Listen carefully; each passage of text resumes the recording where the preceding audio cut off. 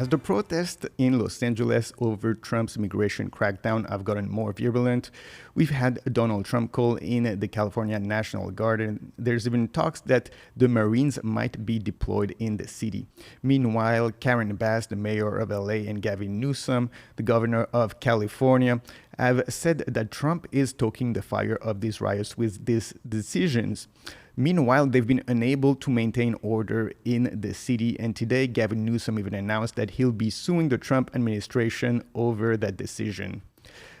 We have Ron DeSantis, the governor of California, here reacting on this whole situation. Let's have a listen. Bring in Florida Governor Ron DeSantis. Governor, great to have you with us this afternoon. You know, I'm curious what you thought when you watched these scenes of a man on a motorcycle waving a Mexican flag going around one of these burnt out vehicles. And I should point out that some of the video we just were watching, and we'll pull it up again in a second, is the clearing of these destroyed, burnt out Waymo vehicles that are part of the Los Angeles fleet. Your reaction to that? Well, it's odd that you will have people who are in violation of our laws being in this country illegally, and they are protesting and even taking it beyond that because the federal government's actually just trying to enforce the law. And they're even burning American flags, which is the country they supposedly want to stay in, yet they're waving flags of foreign countries, which is the countries they refuse to return to. So this is really just an upside down world. But part of the reason they're doing this reaction is because I think in places like California, which are sanctuary states, they've developed almost like a sense of entitlement to just ignore federal immigration laws. They put illegal aliens on health care programs, give them driver's license. They basically have welcomed people to come into California illegally over many, many years. And that was all in violation of federal law. So President Trump and Tom Homan, they're doing what they were elected to do, which is to enforce the laws of the land. And I think that they're right to be able to have National Guard protect these federal law enforcement personnel who are coming under attack, protect the installations that are coming under attack. And yes, there is a point where the mayor of Los Angeles fails, the governor fails. So the president not only has a right, he has a duty to protect the American people when the state and local officials won't do that. So what did you think of that back and forth between Gavin Newsome and Tom Homan? Tom Homan said, I don't think that Newsome and Bass have stepped over the line yet. But anyone who stands in the way of federal law enforcement certainly runs that risk.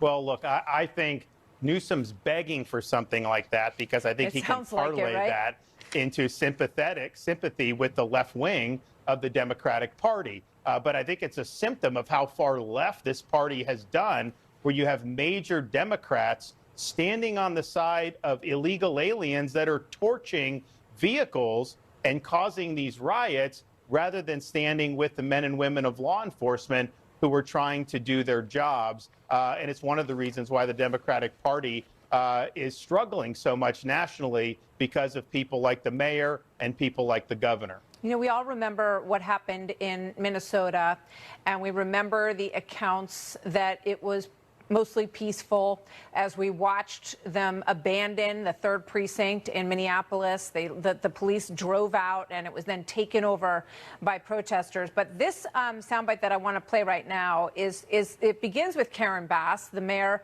of Los Angeles. This is the way they're responding to what has been unfolding on their streets. Watch this.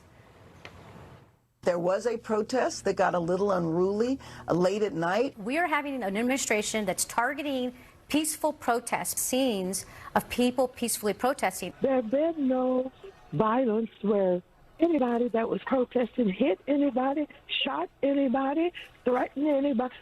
Nothing has happened. I mean, we certainly saw violence, to be sure. What about the reaction of President Trump? Do you agree with the federalizing of California National Guard in this situation, Governor? Of course.